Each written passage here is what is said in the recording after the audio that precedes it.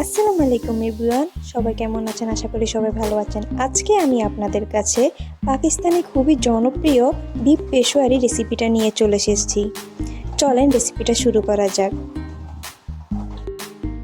আমি একটি পাতিলে হাড় সহ 1 কেজি পরিমাণ মাংস নিয়েছি।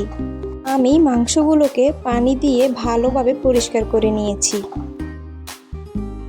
এরপর গোটা কয়েকটা পেঁয়াজ দিয়ে দেব 5টা। কিছু পেঁয়াজ কুচি দিয়ে দেব, 4টা আস্ত রসুন দিয়ে দেব,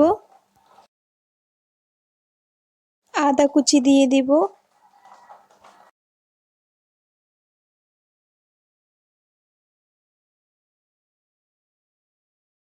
দুইটা আলু মাঝখান দিয়ে কেটে 2 টুকরো করে দিয়ে দেব,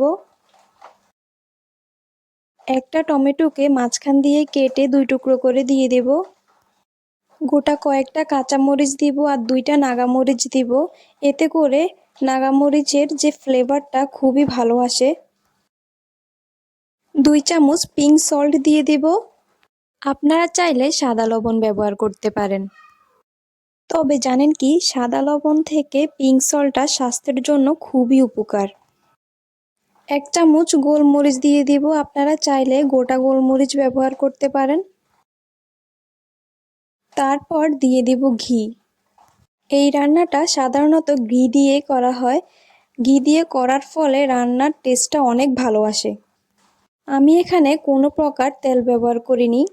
তারপর আমি মাংসগুলোকে ভেজে নেব 3 মিনিটের মতো। তারপর আমি 1 লিটার পরিমাণ গরম পানি দিয়ে দেব।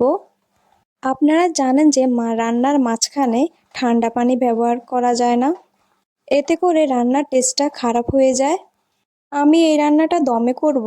পাতিলের চারপাশে আটা লাগিয়ে নেব যাতে করে বাতাস না বেরোতে পারে। পর আমি একটা তাওয়া বসিয়ে এর উপর পাতিল বসিয়ে দেব, তাতে করে পাতিলের নিচে সরাসরি আগুন না লাগে। আমি চুলার আঁচ লোতে দিয়ে 2 ঘন্টা রান্না করে নেব।